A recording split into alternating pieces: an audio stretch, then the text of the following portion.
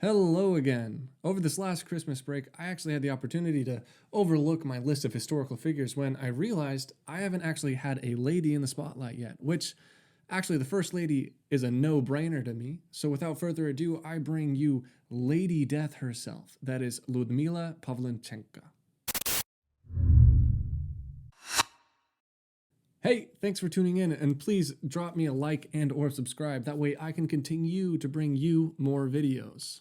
So, who is Lyudmila? Some of you probably already know, but it is a sad fact that this Soviet-era sniper is often overlooked in modern history books.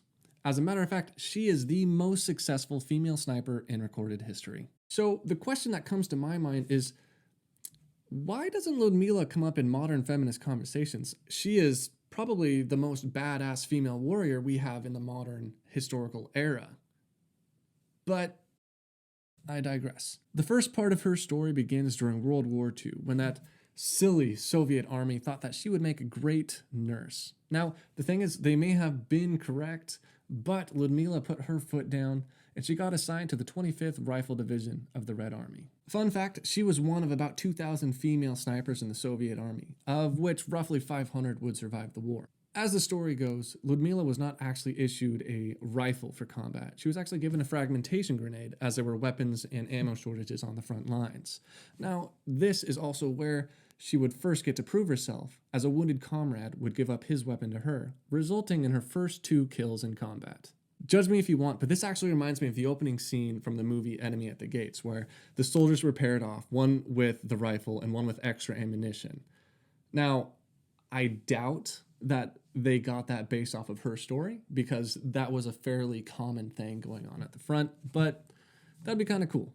As time went on, Lyudmila would prove that her first 2 kills were not a fluke, as proven by her 2.5-month stint defending Odessa, racking up a total of 187 kills. It was shortly after this that Lyudmila would actually marry Alexei Kitsenko, a fellow sniper in the Red Army. However, their love would be short-lived, as he would be mortally wounded and pass away after a few days in the hospital. Lyudmila would not let this keep her down. She would continue to do what was asked of her to defend her country, and by the end of 1942, she had a total of 257 confirmed kills, and a total at the end of the war of 309. I'm sure Lyudmila would have loved to have continued to educate Nazis on how a Soviet lady took out the trash. Sadly, in June of 1942, Lyudmila would be injured by taking shrapnel to the face. But they call her Lady Death for a reason, and that is because she rejects death, she only deals it out. So she actually recovered, but because she had become such a legend to the Soviet or Russian country, they wouldn't send her back to the front. They actually would send her to the Allied nations to drum up support for the war effort. After that, she would also train incoming snipers for the Red Army. Lastly, it is important to discuss post-war, as Lyudmila suffered from depression over the loss of her husband, as well as struggled with PTSD and alcoholism. This is something that she would struggle with for the rest of her life. Please don't let that take away from what a talented and wonderful person Lyudmila was. Rather, I'd say let it prove how much she went through and overcame to defend her home country. In closing, Lyudmila, or Lady Death as they would say, is a prime example of not compromising where others would. I firmly believe that we should be learning about ladies like this throughout history. This is a woman who defied cultural norms to do what she knew she was best at, the way that she could best help her country. This is something that in our day and age of comfort and ease, maybe we can't relate to it as much as I'd like us to.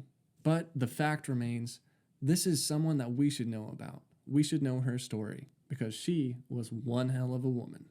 And that was some quick history.